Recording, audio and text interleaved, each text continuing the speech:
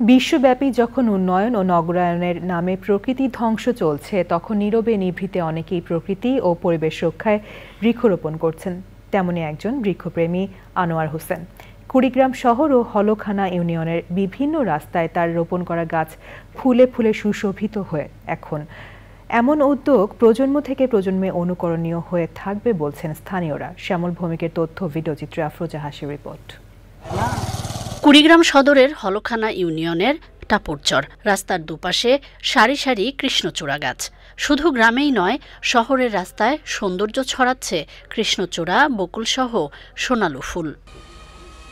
দীর্ঘ 7 বছর ধরে গ্রাম ও শহরের রাস্তাঘাট, শিক্ষা প্রতিষ্ঠানে ফুল ফল সহ ভেষজ গাছ রোপণ করছেন বৃক্ষপ্রেমিক আনোয়ার হোসেন।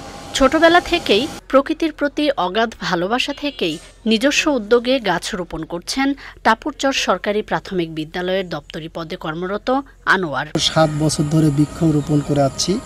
তা আমার মনের চাহিদা পূরণের জন্য আমি ক্রয় ক্ষমতা আমার হ্রাস পায়, যার কারণে আমি নিজে এই চারাগুলো উৎপাদন করি এবং আমি শহরের বিভিন্ন রাস্তাঘাট এবং রোড ডিভাইডে ফুলের বাগান এবং গাছ রোপণ করি, যেগুলো 7,000 গাছের মধ্যে 3,000 গাছে ফুল এবং ফল ধরতেছে। এটা খুবই ভালো লাগে। এলাকাবাসীর সহায়তায় গড়ে তোলা নার্সারি থেকে বৃক্ষরোপণের পরিধি বাড়াচ্ছেন এই প্রকৃতিপ্রেমী। রোদের একটা ছেয়া দিচ্ছে, ভালো ছেয়া দিচ্ছে, বা ফল টল ধরছে, এলাকার লোক খাচ্ছে, তাতে কোনো বাধা হচ্ছে না। তারপর ফুল টুল ধরছে, মানুষের বেড়ের লোক আসিয়ে মোটামুটিভাবে আসিয়ে ছবি তুলে নিয়ে যাচ্ছে, দেখছে। মোটামুটি এটা উন্নয়ন একটা মনে করেন যে মূল্য কাজ করতেছে আনোয়ার সাহেব। তাই আনোয়ার ভাই মেলা গাছ লাগাইছে, ফল টল ধরছে, ফুলও ধরছে। শহর টু গ্রাম, আমাদের হলখানার থেকে শহর যত রাস্তা আছে সব জায়গায় আনোয়ার গাছ লাগানো আছে।